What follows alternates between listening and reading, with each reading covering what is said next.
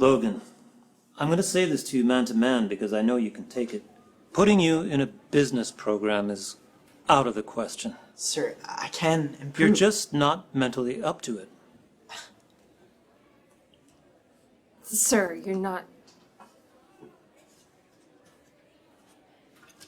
You've been diagnosed with ADHD. Your math grades are catastrophic. You're disorganized. You're hyperactive. This is you. This is what you want. But you will not get there because you can't focus. But I can get there. I can. I'm willing to put in the work, sir. He already is. His grades are going up. It's too little, too late. Just sign up this form so that we can put you in a special needs class. Special needs? Is that really necessary? Will he not be able to graduate? It's what's best for you, Logan. Remember, your limitations drastically reduce our options here. Mom. So what's best for you?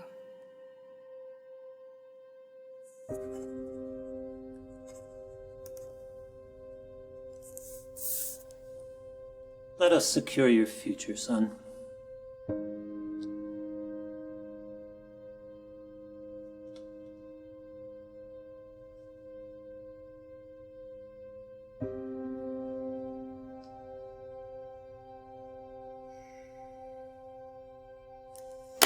What are you doing?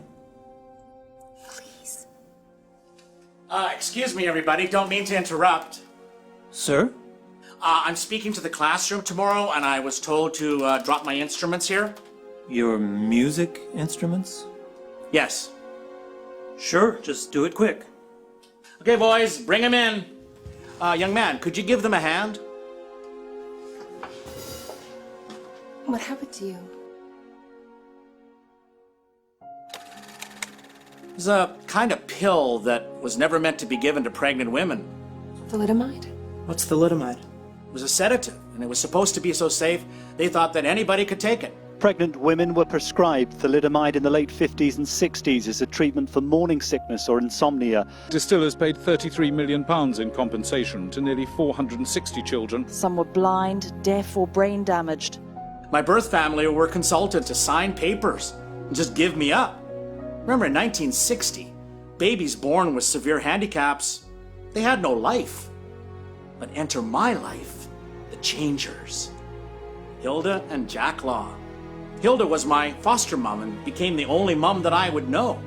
What are your answers to the problem of having a handicapped child like this?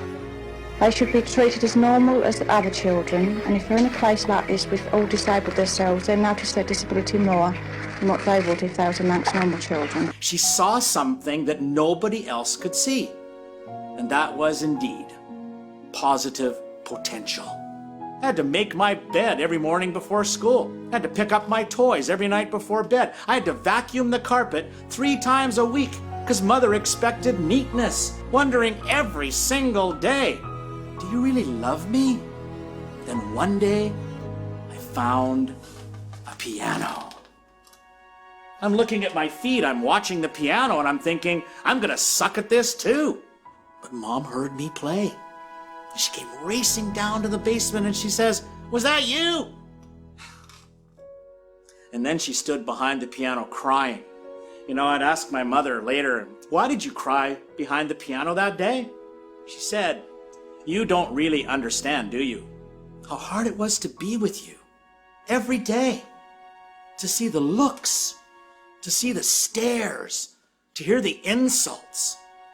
But more than anything, the hardest part, Alvin, was to push you beyond belief. It was within every illogical thought in my brain to do that to you, to not force you, to not challenge you. People thought I was cruel to you.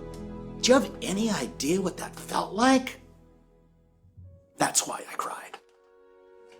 You play the piano? Well, maybe if you could do that, then I could too. Listen, your situation is very, very different. We're not playing musical instruments here. If you don't sign that form, I'm going to have to recommend that you be expelled from the school. We cannot have you lower our performance scores just because you're in the wrong program. Logan. I can't afford any other school. Exactly.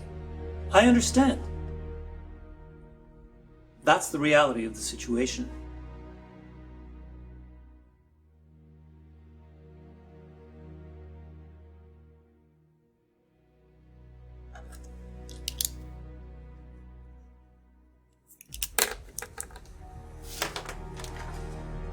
Fantastic.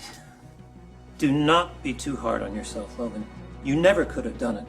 I mean, even you, Mr. Alvin, could never have played the drums. There's no shame in that. It's just better to see it now so you don't waste a lot of energy for years to come.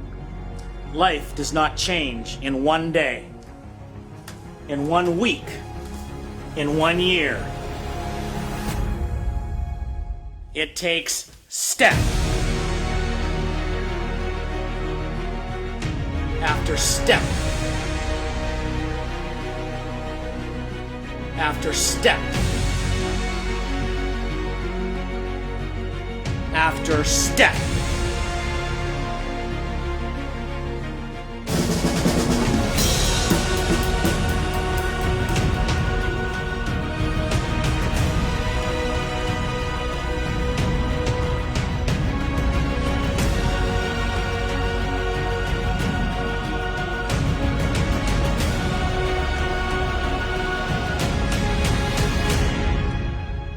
The most important thing I learned in my professional life is that you earn joy.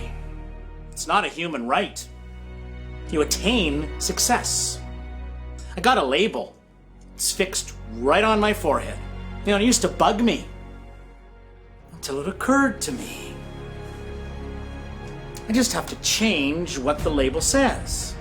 What about you, Logan? Can you succeed in spite of your ADHD? Or because of it?